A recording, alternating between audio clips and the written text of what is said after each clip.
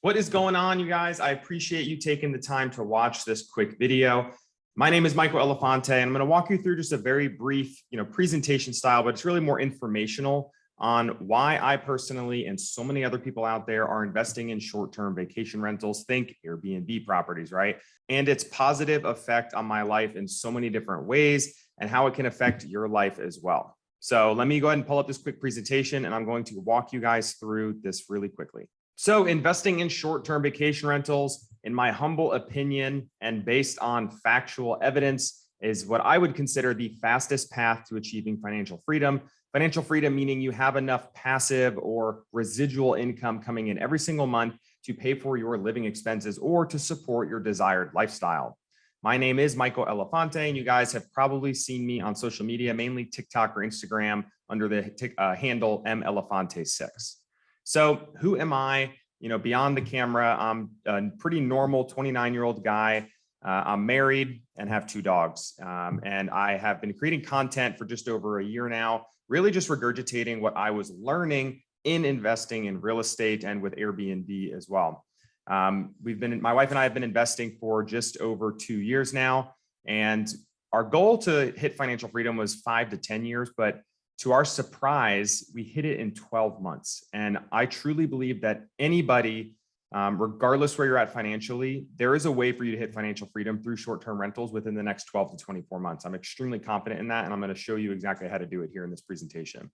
So we currently own and operate 4 short-term rentals, and we are launching 2 more here in April. We have 2 in Nashville, 2 in Gatlinburg, Tennessee, and the 2 newest ones will be in Fort Lauderdale, Florida. We have been cash flowing after all expenses paid around $30,000 a month. And with these 2 new properties, we should be around that $50,000 a month in cash flow per month. So why short-term rentals?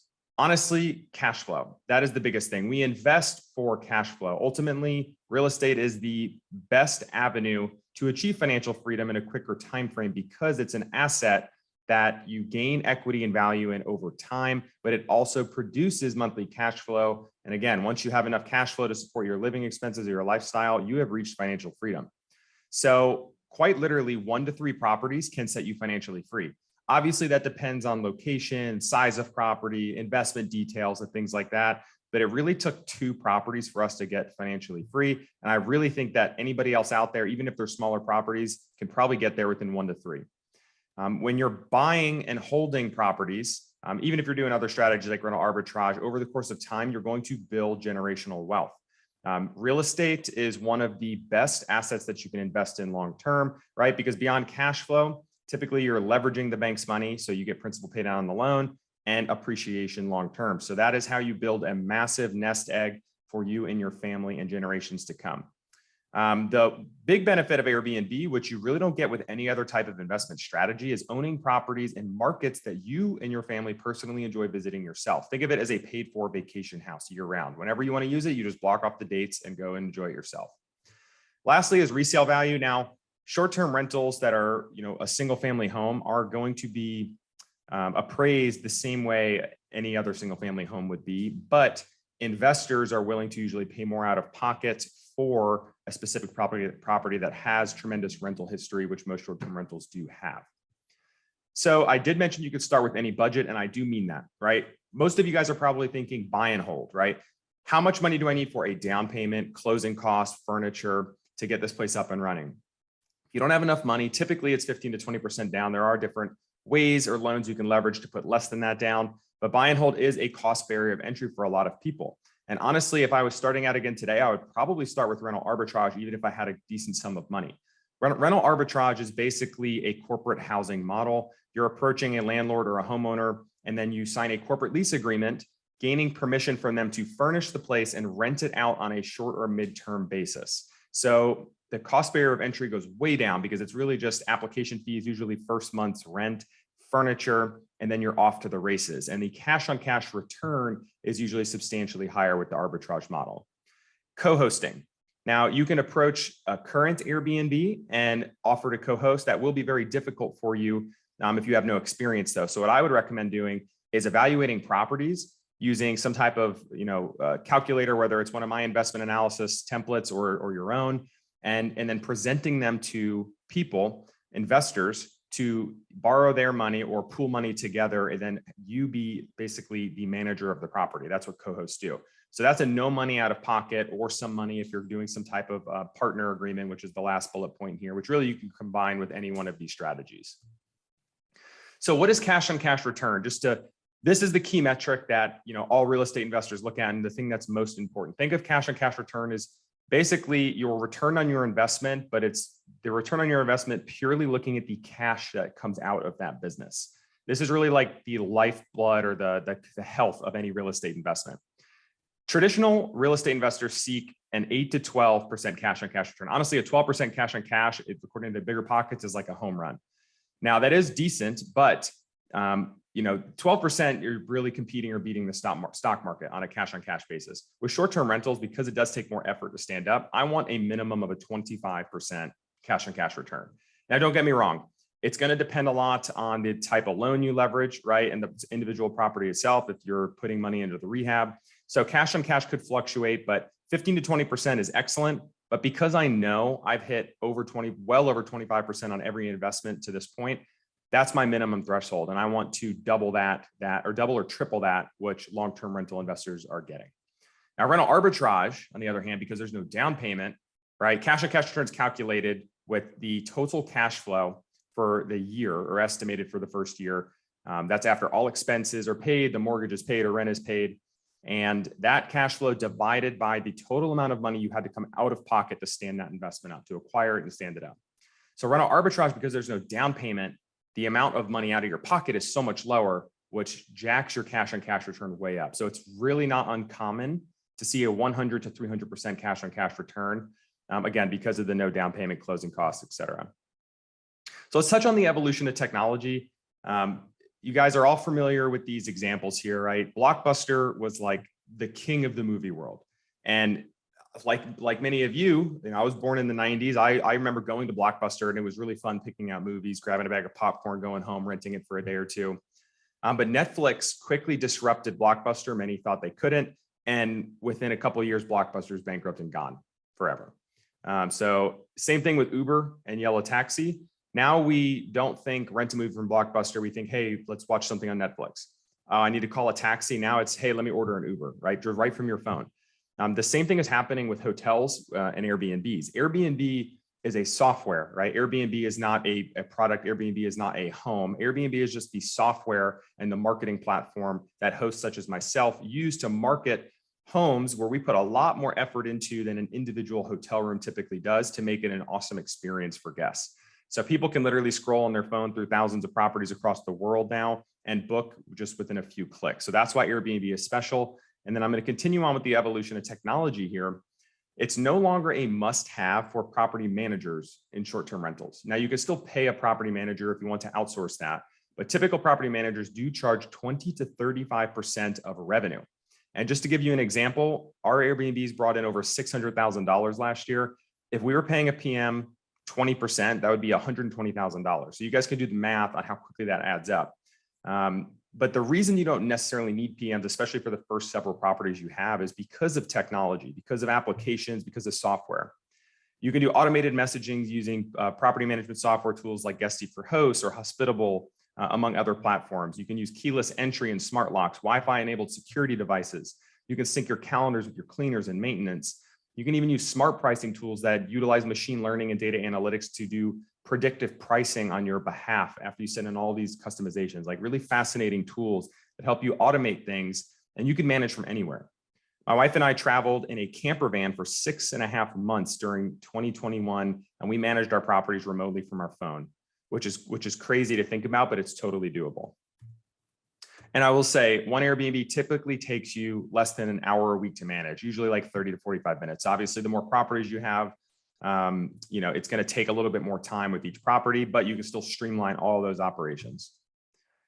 And lastly, we live in a digital world. So Airbnb and social media, I view these two things very similarly, because if I'm on social media, I have a couple seconds to capture your attention on TikTok or Instagram before you're on to the next video. We're all guilty of that. Our attention span has shrunk dramatically over the past 10 to 20 years.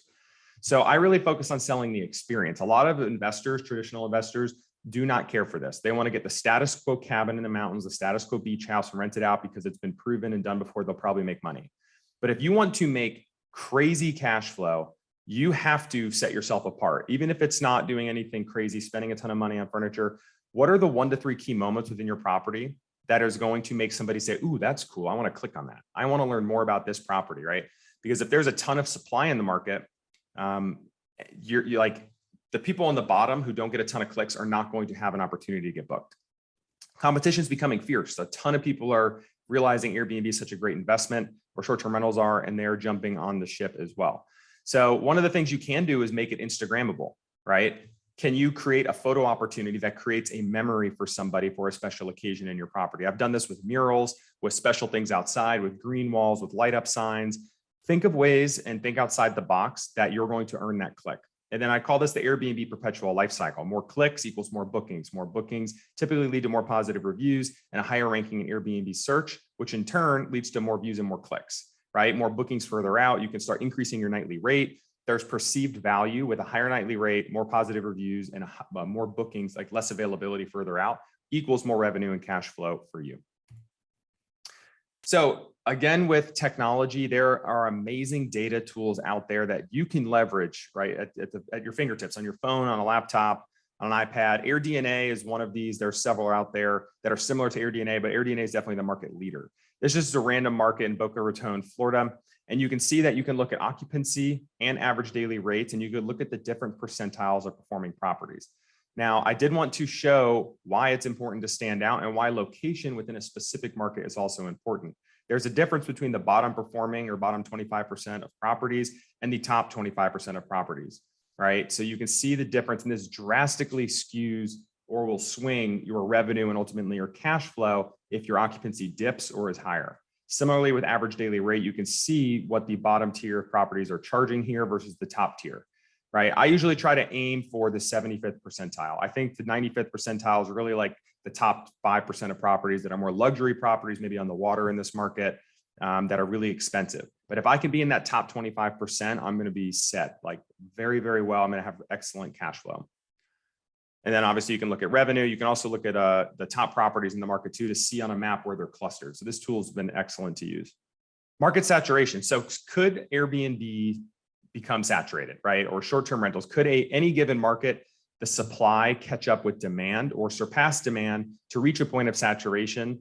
And the answer is yes, it is possible. Now, in a lot of markets, I think it's really important just to stand out, because as long as you're in that top 25 or even top 50%, I think you're going to continue to get bookings and continue to be able to charge a decent nightly rate. There's a couple things to consider, obviously, because a lot of people shy away from areas that have stricter short-term rental laws and permitting issues. But if you look at a place like Gatlinburg, Tennessee, which is much more short-term rental friendly than a place like Nashville, Tennessee, Nashville has a much more strict short-term rental permitting process and zoning restrictions. But if you look at what happened during COVID, a lot of investors shifted to the traditional vacation markets like beaches, mountains, and lakes. And the rental properties on the market has increased by like 50% since pre-COVID until now. So that's just under 2 years that has happened. In Nashville, a lot of people sold their properties and turned them into long-term rentals. We held ours, and we're thankful that we did, because demand has come roaring back and we have a permit secured. And now that restrictions are getting a little bit tighter, we still are able to use our places under the old permit requirements. And because a lot of people sold them off, the actual rental properties available is about 10% less than it was pre-COVID. And the demand in Nashville is booming. So you have to consider all of these things when you're evaluating a given market and a given property within the market. And I will say that it does stress the importance of being in the top 25% of performing properties, or even top 50%. Right? As long as you're a top performing property, I think you're going to be okay, even in a saturated market, because the people who are going to lose booking first are going to be the bottom 25 to 50%. And then I don't want to compete solely on price. This is why I want to sell the experience and create a place that has more amenities and is just a better overall rental option for guests than the one next door. Because a race to the bottom on price is a loser's game, and I don't want to participate in that. So here's how I evaluate properties, and basically a portion of Airbnb Investor Academy for those that are interested on how I actually teach you guys how to use this. And obviously it comes with all my resources. This is literally a property we just bought for Airbnb. Now, please take this with a grain of salt, because I know not a lot of people watching this can go afford a $1.5 million property. We did not start here, right? This took a couple of years to build up to this level of property, but it can be done within a few short years. And hopefully I can be an example for you on that. But I just want to show you the workflow of this spreadsheet. And of course you can build your own as well if you wanted to build an investment analysis. So the investment details, we purchased at 1.495 million. And the down payment was 15%. We utilized a DSCR loan, a debt service coverage ratio loan. Our total closing costs were just shy of $30,000. Usually I do a drop down here and it says 3% is usually the recommended percentage of closing costs that I put in my forecast. It could be less, it could be more in certain cases, but these are the actual numbers. The estimated rehab is right around 15,000. It's really not much. It's interior paint, exterior paint, and we're going to do some things with landscaping and add some wallpaper in some of the rooms. It is a 4-bedroom property. Typically, I budget $5,000 per number of bedrooms plus $2,500 to $5,000 per additional space.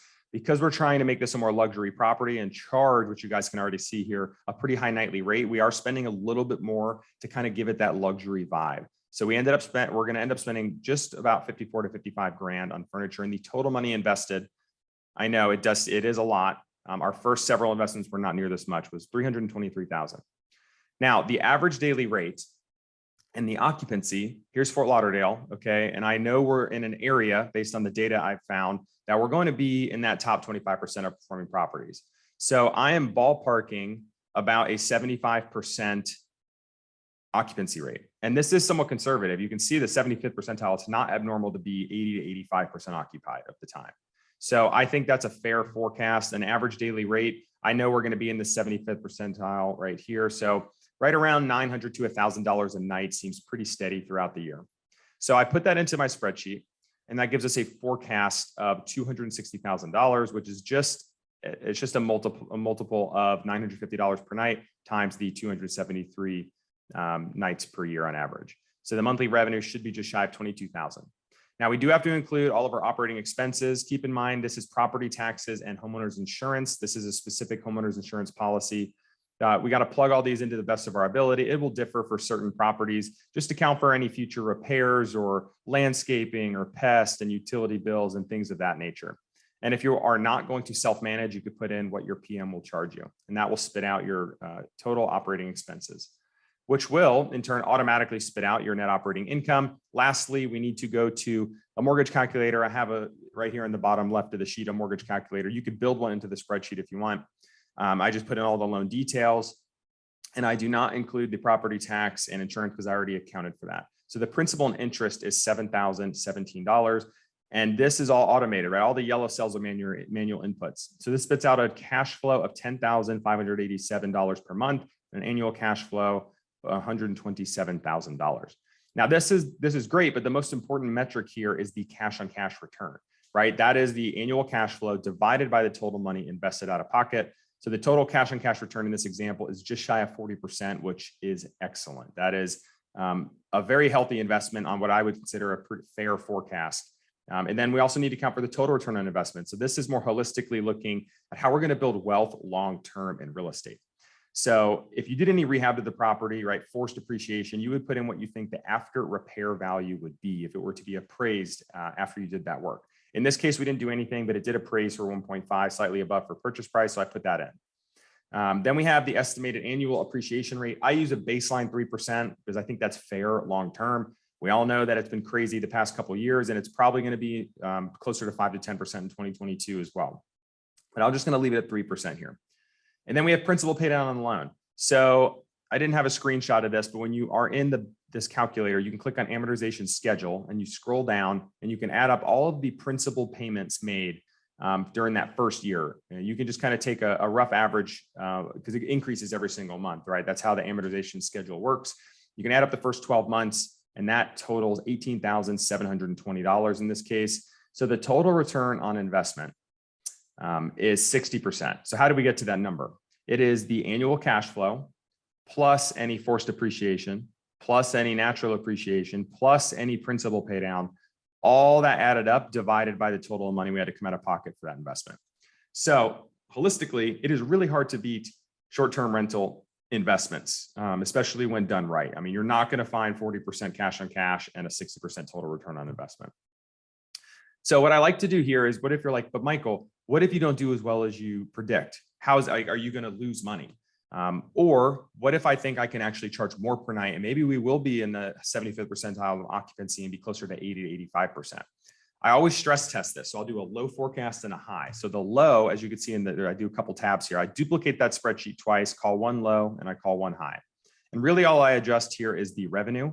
So I brought the revenue down, or the daily rate, to $750 and the estimated occupancy to 65%, which lowers our annual revenue by almost 100 grand, which is crazy, but we're still going to be making $4,000 a month in cash flow. Not ideal, but we're at 14.67% cash on cash return, which is still 2.5% better than like the best case scenario with most long-term rentals, which is 12%. So this is why I love short-term rentals. There is a lot more wiggle room, right? If you get damaged on your cash flow one year, it could ruin your return as a long-term rental. With short-term rentals, there's a little bit more wiggle room, and the total return is still, near 36%. But what if we do better than expected? And I will say, in every single rental I've done to date, and this one I hope is the same, no different, we have been surprised by more cash flow, quite a bit more cash flow than predicted, because we're pretty conservative in our forecast. So what if we could charge just slightly more, $1,000 a night, and we're actually booked for 80% of the nights? Our revenue goes up to $292,000, and our cash flow goes up to $13,000 a month. That's crazy. And we have the potential to do around 50% cash on cash return. That's not unheard of either, but this would be an excellent opportunity. So this is why we spend the extra money to furnish on the design and make sure we stand out. So that is it, guys. I hope you found some value in this. That is like the general workflow, at least in the first third of Airbnb Investor Academy, and how to evaluate markets, evaluate properties, the general key investing metrics with short-term rentals. It's not rocket science. It's actually a lot easier once you kind of get the hang of it. If you guys want to learn more, just dig through some of my videos. I try and put out as much value on TikTok, Instagram, and YouTube. Of course, in my bio link, I have all sorts of resources there. But if you want the one-step guide to investing in short-term rentals, at the time of filming this, there's been over 500 enrollments, and I expect that to exceed 1,000 here later in 2022. You guys, I promise you won't be disappointed. I put a ton of effort into that. You get lifetime access. It walks you through step-by-step the entire process, including all of my resources, from evaluating markets, evaluating properties, putting an offer, standing them up, furnishing them, how to stand out, how to rank higher in Airbnb search, and then most importantly, in the end, how to set up the management and automation tools. So I give you demos of everything, ton of success, lifetime access. So anytime I make updates to the course, of course, you guys will get notified through the Facebook group, which is a private group only for those that sign up for the course. So if you guys have any questions in the course, obviously, send me a DM on Instagram. I do try to respond to as many as possible, but I appreciate you guys so much for taking time to watch this video. Hope you found some value in it. And I wish you all the best of luck on your journey to financial freedom.